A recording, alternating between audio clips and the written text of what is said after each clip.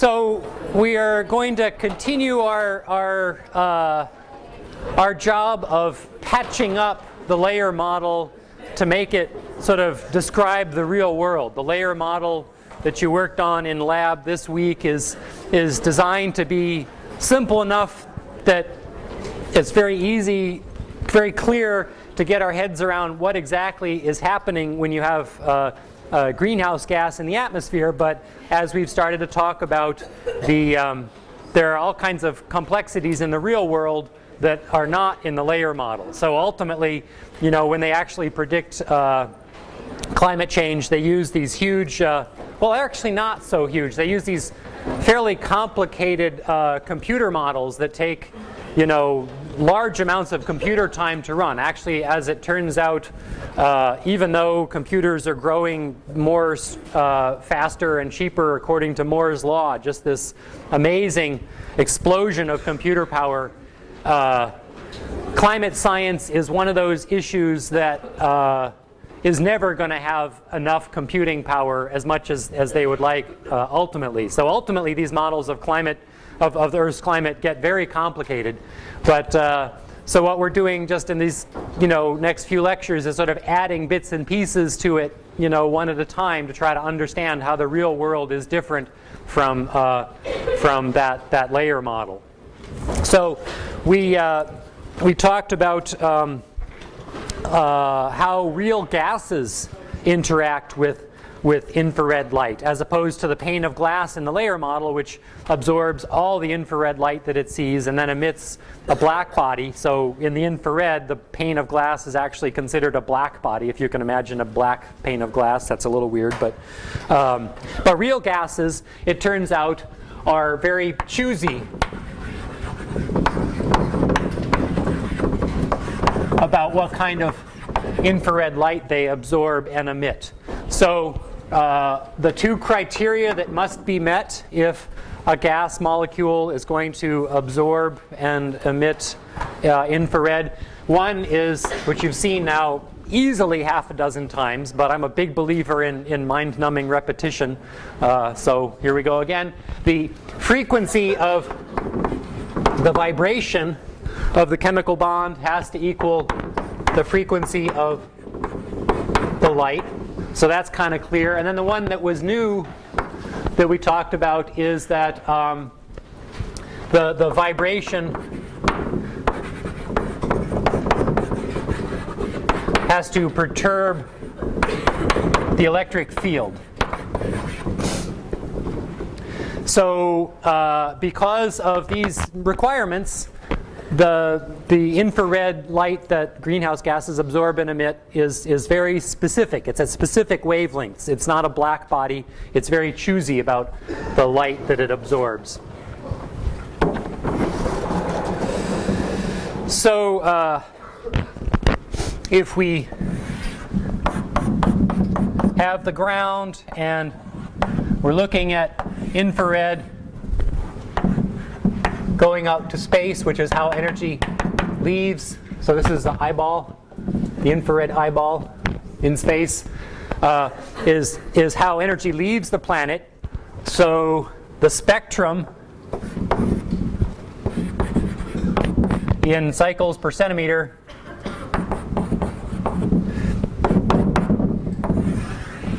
of the ground looks like that. And then a pane of glass, which is a black body, is colder than the ground. So the pane of glass would look like that.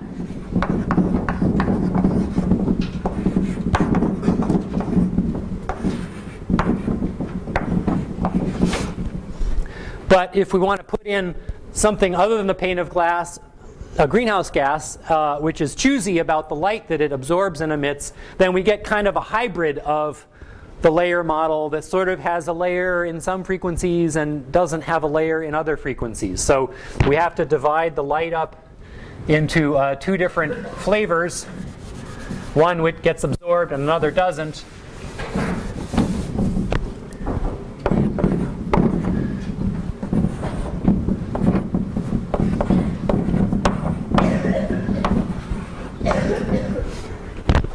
So one of these frequencies is the bending vibrational frequency. And so because the CO2 molecule can bend at that frequency, it absorbs and emits. And so in this frequency, it acts like the layer model with a pane of glass there. And then this is a frequency called the atmospheric window.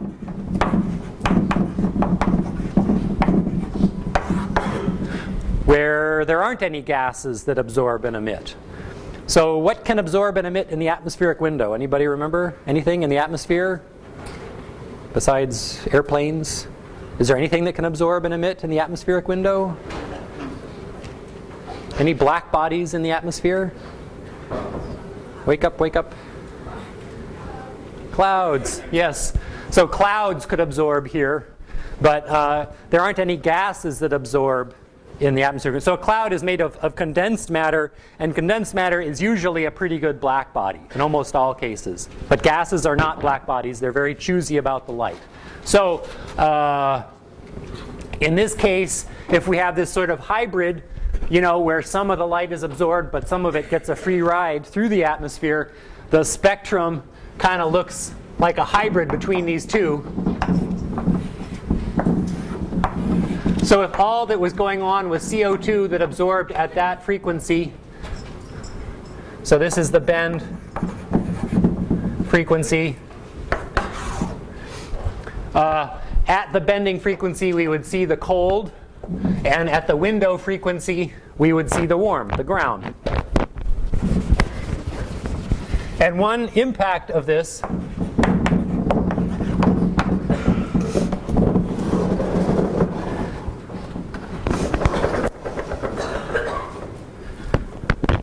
there were two things that were important about this.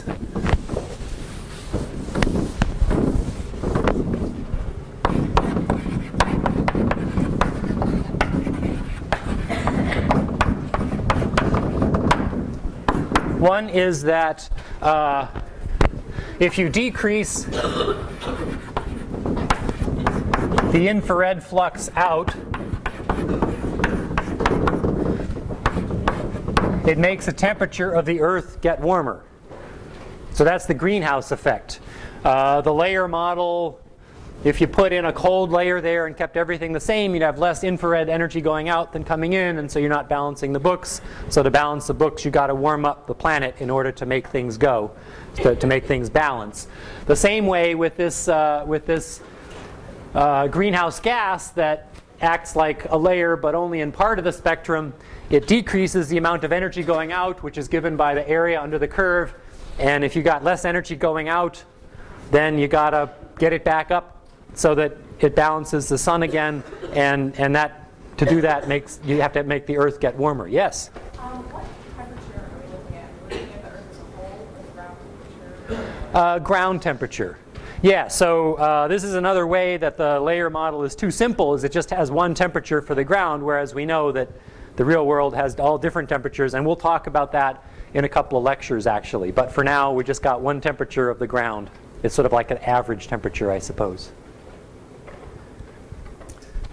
The other take-home point is this band saturation effect.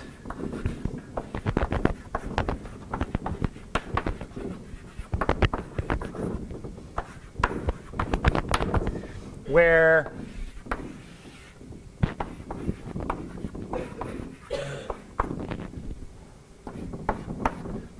the more CO2 you put into the atmosphere, the more it decreases the amount of energy going out, and as much as it decreases the energy going out, that's how much it's going to ultimately have to warm the Earth. So as the intensity of light going out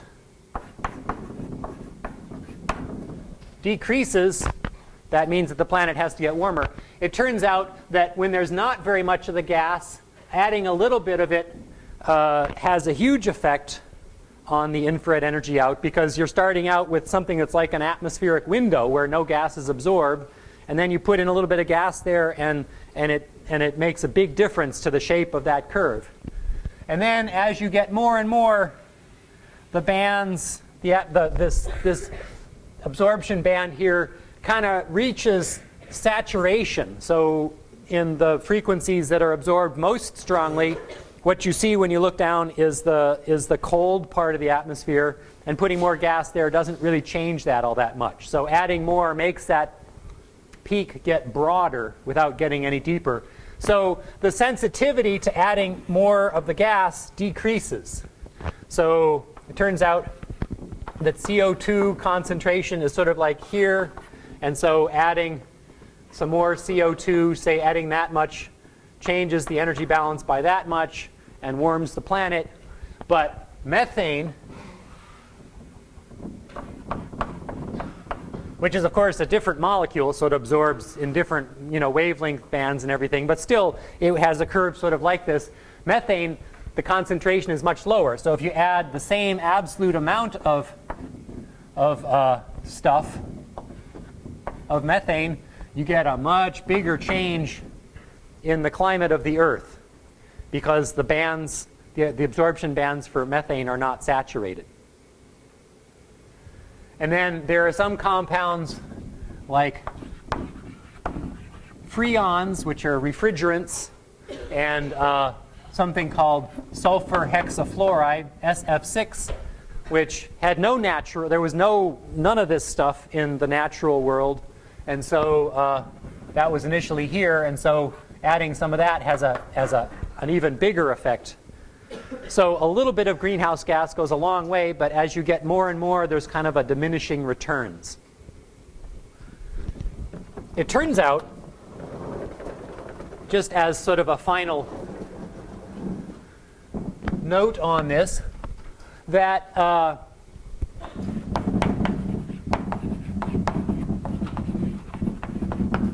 the climate forcing from carbon dioxide itself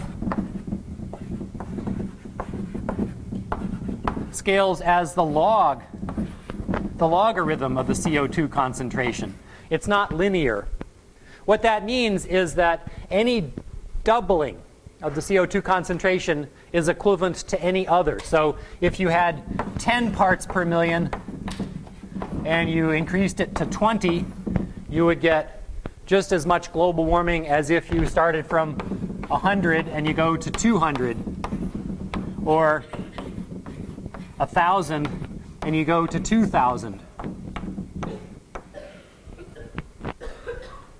So they talk about a quantity in climate modeling called the climate sensitivity, which is how much does the planet warm up from doubling the CO2 concentration.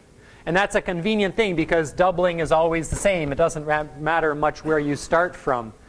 Whereas if you were to say the climate sensitivity is how much warming you get by adding 10 parts per million, you'd get much different change in the climate if you start out at a low concentration than a high concentration. Is everybody happy with this band saturation?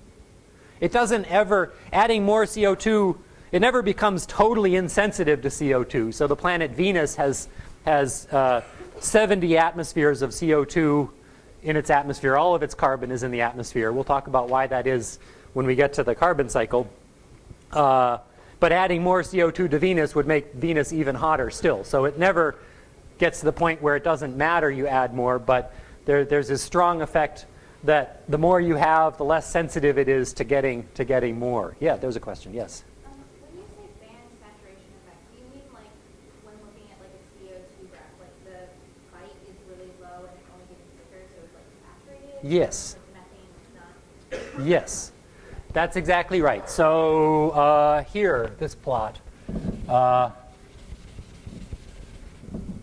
little bit looks like that, a little more goes like that, and as you add more, that bite that it's taking out is getting deeper. So that's before it's saturated. But then when it starts to reach there, it doesn't get any deeper really. It sort of spreads out.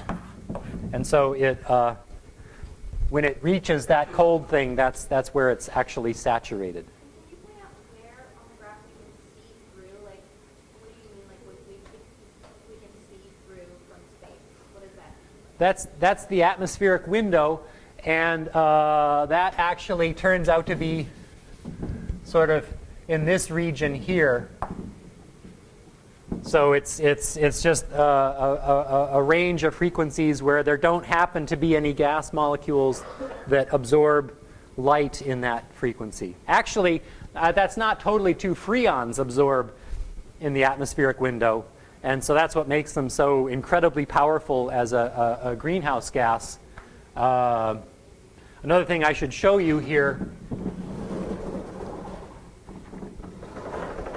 is that because of this band saturation effect, one molecule of methane is about equal to maybe 40 molecules of CO2. And one molecule of freon,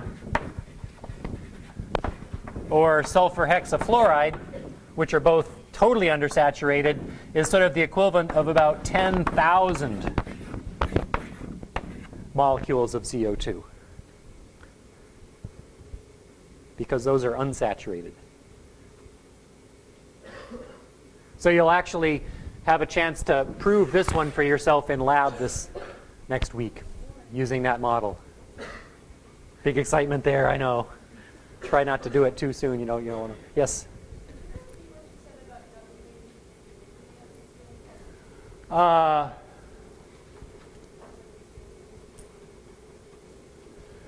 What I said is that going from 10 to 20 parts per million of CO2 leads to some change in energy in watts per meter squared. That is about the same, some number of watts per square meter. It must be about 2, I believe, actually. So if you had 10 parts per million and you double it to 20, you get 2 watts per square meter of change in infrared. You can verify this with the model too. If you go from 100 to 200, it's about 2, and 1,000 to 2,000, it's about 2. So if it was a straight line, if it was linear, then 10 ppm added would be the same no matter how much you had. So intensity as a function of CO2, it really looks sort of like this.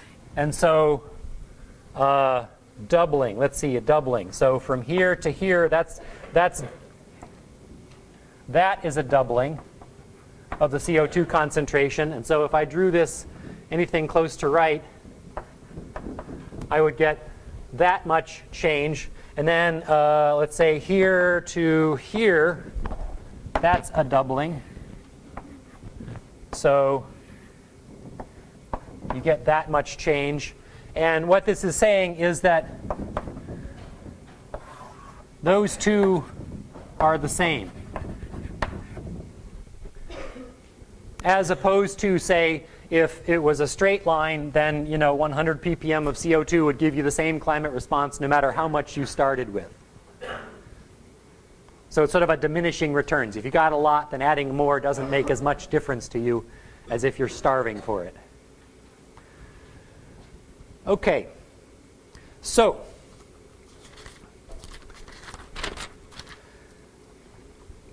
I want to talk now about the real atmosphere, a little bit about the structure of the real atmosphere for the next couple of lectures. So on this sort of layer model cartoon here, I wrote cool here and warm there, and I kind of just pulled those out of the air. But now what we're going to talk about is kind of why the atmosphere has that sort of a temperature structure. So to start out with,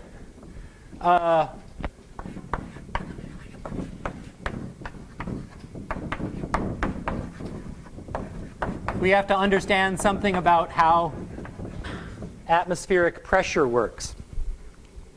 So the pressure of a gas, if you hook up a pressure gauge to your bicycle tire and measure the pressure, how much air pressure you have in your bike tires, what you're actually measuring is the force that is felt when some molecule or atom of gas bounces off of the wall. That's what you're actually feeling. Or if you squeeze your bike tire and it's, you know, pretty well inflated, you have to push pretty hard to squeeze it in. What's pushing back against you is gas molecules that are hitting the inside of the tire and exerting a force pushing back. So there are different kinds of gases in the atmosphere. There are big ones and little ones.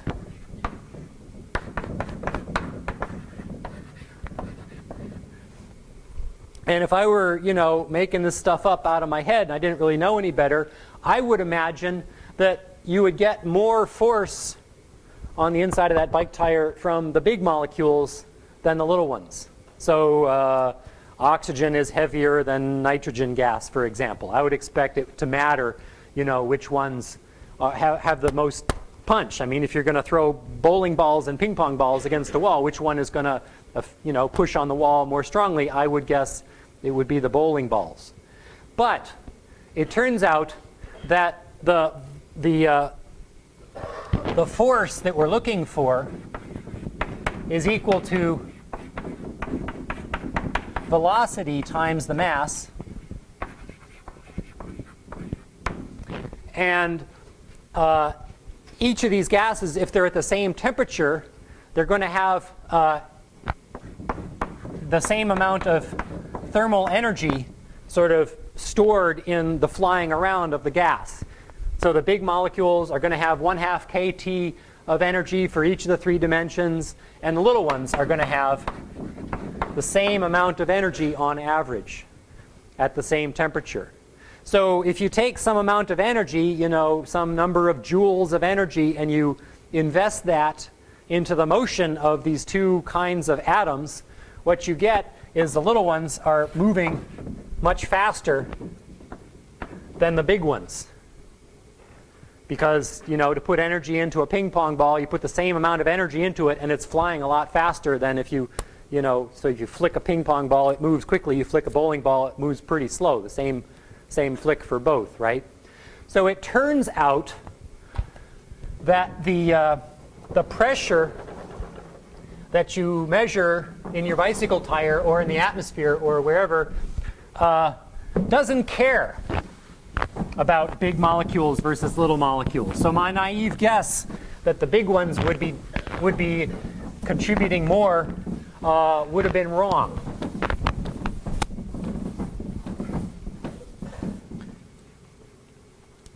So the pressure is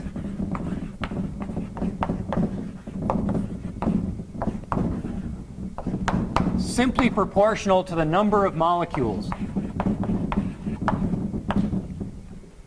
of the gas. The mass doesn't matter.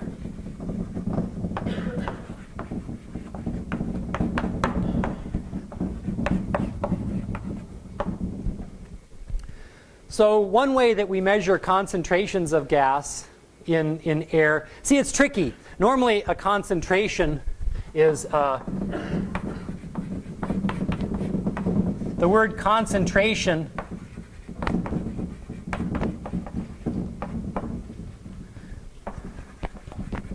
means the number of molecules per volume.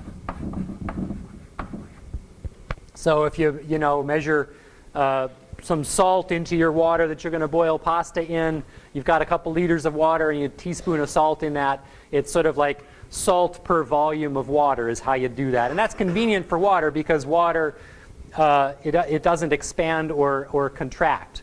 Gases are tricky because they expand to fill whatever container they're in. So you have gas, at atmospheric pressure, that's got a different number of molecules total per volume than if you, fly up in an airplane or climb up Mount Everest or something and see how many molecules there are per volume there.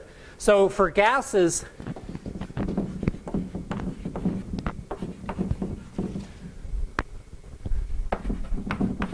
but gases expand. And so molecules per volume is just a crummy way of thinking about how much of a gas there is. So for gases, they use something called a mixing ratio, which sounds kind of obtuse and hard to understand, but it's just the number of molecules of say CO2 divided by the number of molecules total. So that way, if the pressure changes and the gas expands or contracts or something, it doesn't change what you're calling the amount of CO2, because it all goes sort of together. So a lot of times CO2 is represented as parts per million, which is just a way of making a little number into a bigger number that's easier to understand. So ppm, parts per million,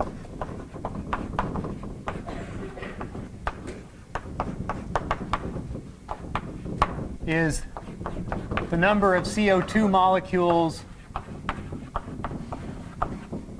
per million total molecules.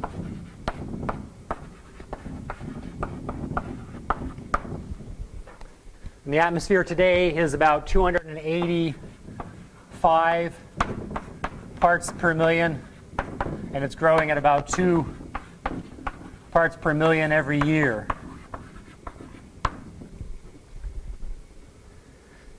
Yes? 10 to the 6th, yeah, so million.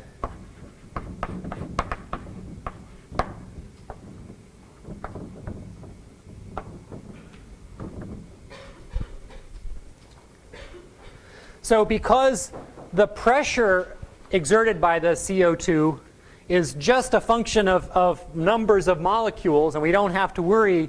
Actually, CO2, because it's got 3 atoms, is a lot heavier than nitrogen or oxygen. But we don't have to worry about that. We can forget about that and just count the molecules.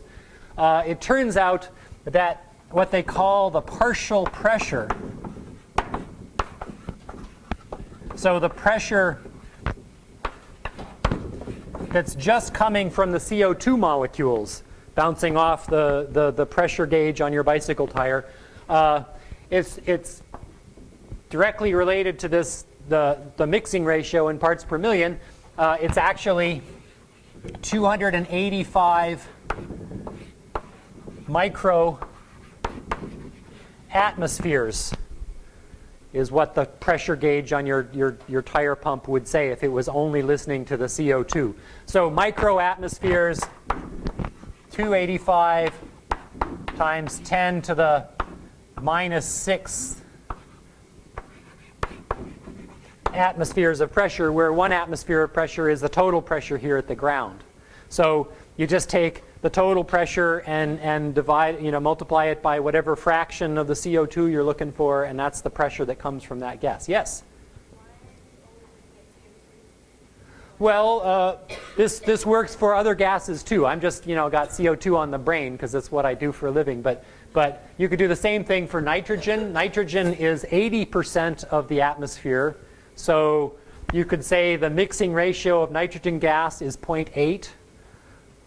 And then the partial pressure of nitrogen gas would be 0.8 atmospheres. So it all works. Yes? Partial pressure is the fraction of the total pressure that comes from a given gas. So the tire pressure gauge, if we just had a pressure gauge in here, it would measure 1 atmosphere pressure, more or less. And we could break that down. So 0.8 atmospheres comes from nitrogen, and 0.2 comes from oxygen, and 0.03% of that comes from CO2. You could add up the different pieces, and they would add up to the total pressure. It breaks down kind of in a nice, very convenient way like that. All you got to do is count the molecules, and you got the answer. It could be a lot more complicated, I would have thought, but it's not. Yes?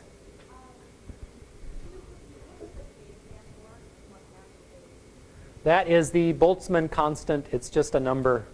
You don't have to remember exactly, what its value is, but it's just a constant number. So the point is that at a given temperature, the energy of the flying around, the heat energy, is directly just proportional to the temperature, just some constant times the temperature. And then this 1/2 has been sort of dangling here in a kind of, what the hell is that? But it's just a constant. Just think of it as a number that's not changing as we think about different oscillators or different molecules or whatever.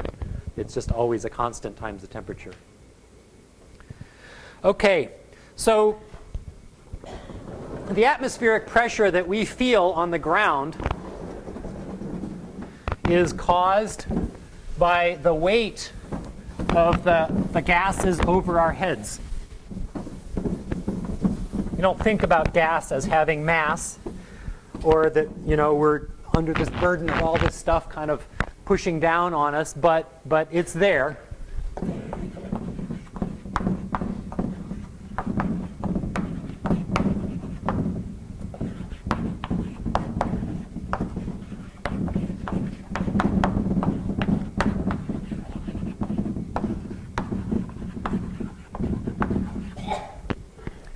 So the simplest way to think about how pressure changes as a function of altitude in the atmosphere is to first start with a simpler case, which is water, which is not compressible. So in water, if we were to make a plot of the pressure as a function of depth in the water, each time you swim down say 10 meters, the pressure goes up 1 atmosphere. So if there's 1 atmosphere here, pressure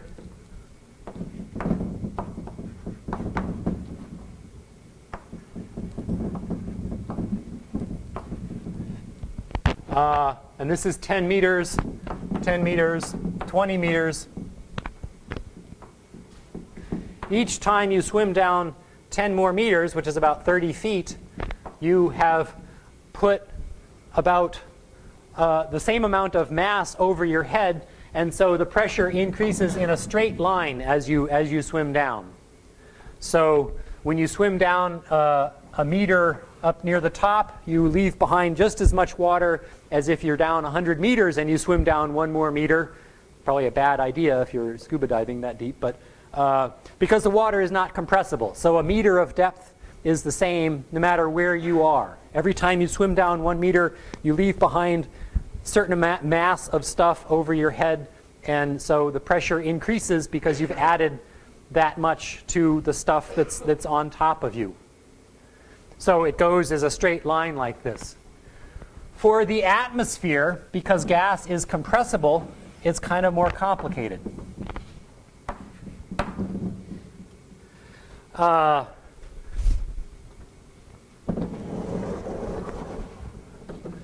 the way to think of it is as if, or at least one way to think of it, not the way to think of it certainly, but one way, is to imagine building a wall out of bricks that are sort of springy. They can compress. So ordinary bricks, they don't compress. They just, you pile them up and they might break, but they never squeeze, they never squish. But these are special bricks that sort of squish. And so here's one. It's at the bottom, and the spring is all squished up. And then here's another one on top of it, and it's got less stuff under it.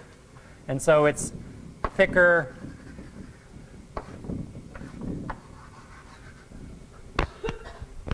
Like that. So at the very top brick has nothing over it, and so it's all expanded. And then as you get farther and farther down that wall, the bricks are getting closer, they're getting smaller. So if you were to be Batman and walk, there's his cape, and he's walking up the wall, They always did this really cheesy thing. You know, it was obvious they were walking and then turned the camera sideways. It was great. You're probably really sorry you missed the 60s. So there's Batman walking up the wall, and he takes a step. When he takes a step at the bottom of the wall, he passes a whole brick because that brick is squished down. So when you pass a whole brick, you change the number of bricks over above you, and so translating back into the pressure analogy here, you are leaving below you lots of the gas. So there's a pretty big temperature or pressure change when you do that first sort of a step. But when you are up here, when Batman is up here and he takes one step, he's not leaving as much brick underneath him anymore because the bricks have expanded. It's like the air in higher altitude is expanded. And so the way pressure changes in the atmosphere is kind of like that. It's a curve. Let me draw this a little better. It's sort of hard to see the distinction.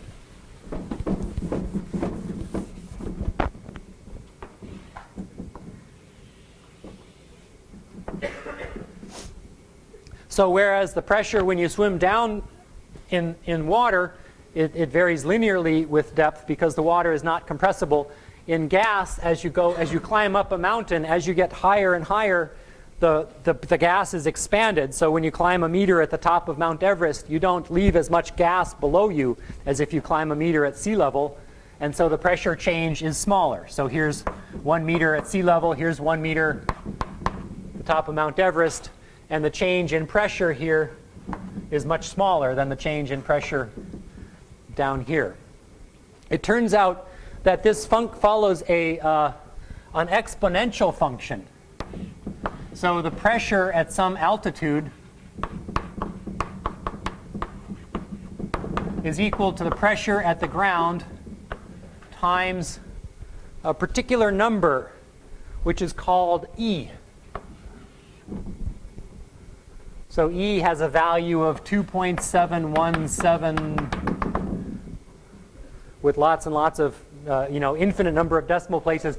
So E raised to the power of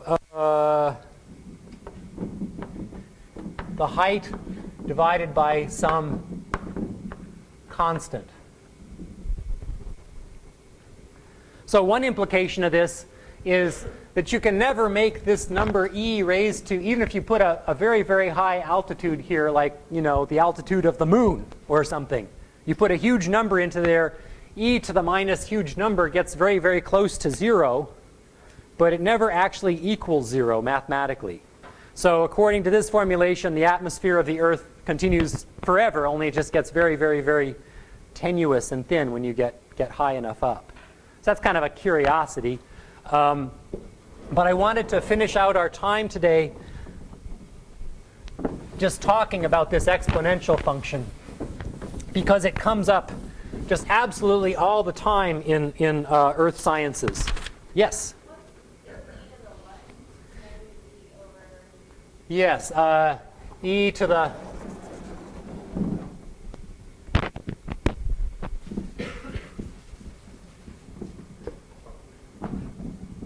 So z is a height in meters, and then it's divided by some other height in meters.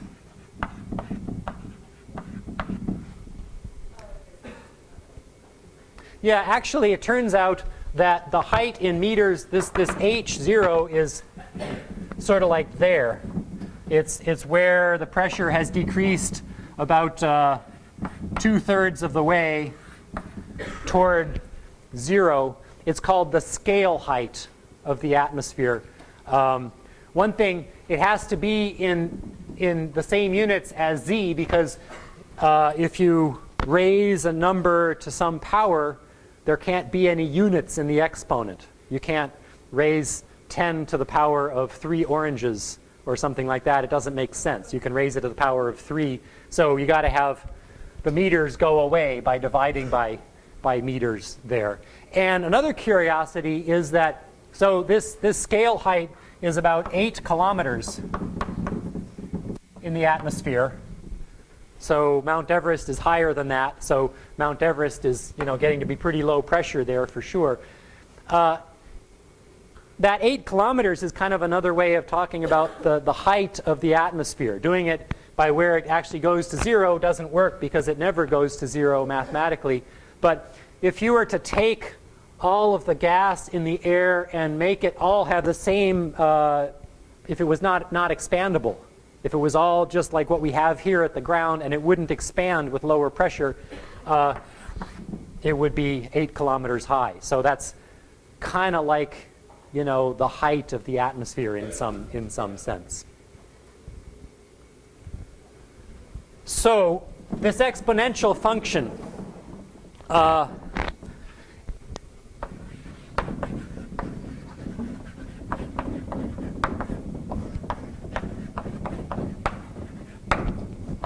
e to the x or e to the minus x, comes up all the time in the natural sciences and financial, all kinds of things. It was invented by bankers to do compound interest.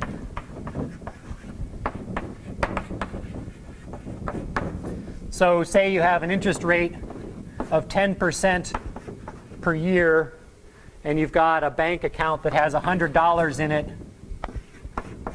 After 1 year, if you just calculate the interest once, at the end of the year you got $100, but then you get 10%, it would go to $110. But there's a trick. You can do what's called compounding the interest more often than once a year. So you can go for 6 months, $100. So this is now 1 year. We're going to go 6 months.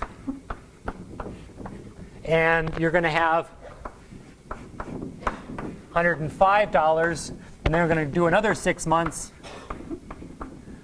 And you will get, because you're now earning interest on this $5, you're getting $110.25 at the end of a year if you compound it twice. So, people were saying, well, this is not fair. How about I make you compound it every second? You'll get more money that way at the end of the year. And it's a lot of work for the bankers to do that. So they invented this function where if you compound continuously,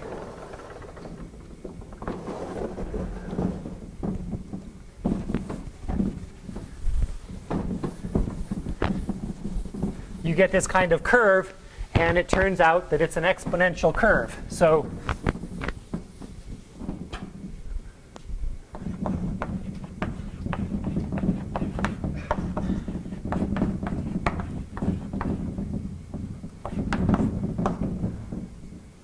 now the balance at some time in the future is equal to the initial balance times e raised now to the plus exponent of time times 10% per year. So that's if you compound, continuously, every second, every microsecond, every millisecond, all the time, the highest. So compounding once, you got this, twice you got that. You do it continuously using this exponential function, you end up with $110.52 is what you would get if you did that, every continuously, either with lots of little steps like this, it would approximate it, or using the exponential function would get it.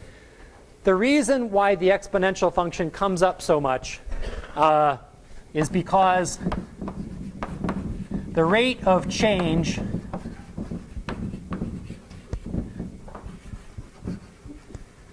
depends on the current sort of amount. So in the bank account, the rate of change of the bank account is how much interest you're making every second or month or year or something like that. And that depends on how much money you have there. You put $1,000 there, you'll earn more interest than if you have $100 there. There are other cases that other situations where the rate of change depends on the quantity of interest. One of them is population.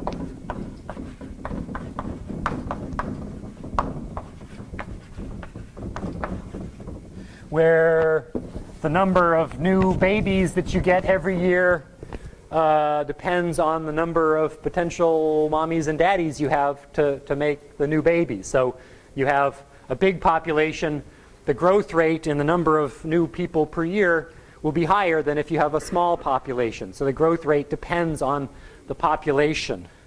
Radioactive decay is another example.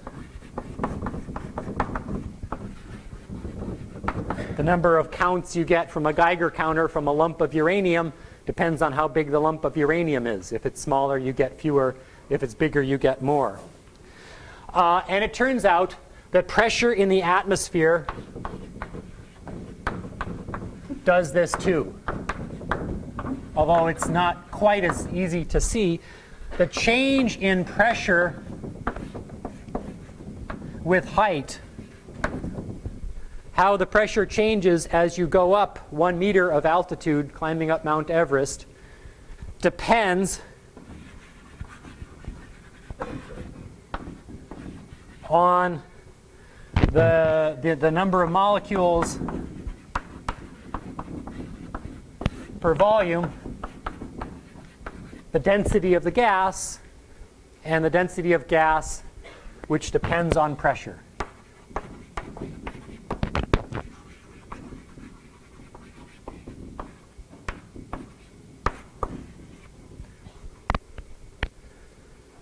So, I think we have just enough time for a quick eye clicker. So, a series of phenomena, and we're supposed to guess whether we think they will follow an exponential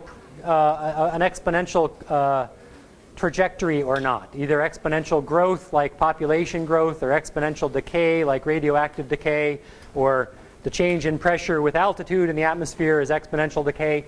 So economic activity, what do we think? Is that going to be an exponential curve or something else?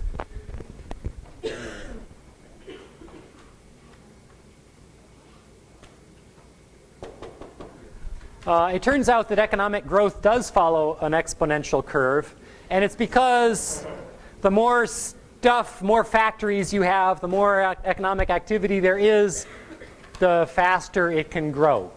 So in terms of the number of new factories per year, a big country is going to make more new factories per year than a small country would. So here's another one. Popping popcorn. What do you think? Could it possibly be, or am I throwing you a red herring? You're good. You don't buy it. Yeah, popping popcorn is sort of more like a Gaussian. So the rate of pops per time is sort of more like a bell curve, probably. It doesn't, I suppose you could say if you had more kernels in there, they would be popping more quickly, but it's not like the popped kernels are the ones that, I don't know. Yeah, so I wouldn't expect that to be an exponential curve, but a different kind of curve, the Gaussian, that comes up all the time also in science. Water temperature on an electric burner on a stove. You turn on the stove and you've got a pot of water there, and there's some rate of energy flow into the water that's given by watts of energy, probably joules per second, that are going into the water. Do we think that will be exponential? I would say it would not be exponential. I would expect the water temperature to go up sort of linearly with time until it reaches boiling, and then it would stay at the boiling temperature till it runs dry. Temperature of frozen food in a microwave. You try to defrost something in a microwave.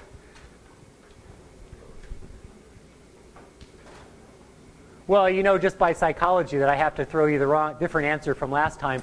Actually, as it turns out, the food in a microwave oven the microwaves are absorbed by the liquid water.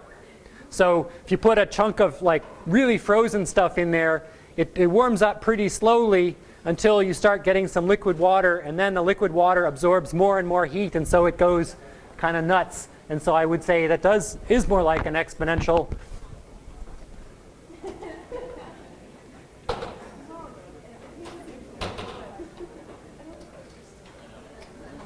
What about the enrollment in global warming class? I'll show you this. This is amazing. This is the enrollment in this class through the last 10 years that I've been doing it.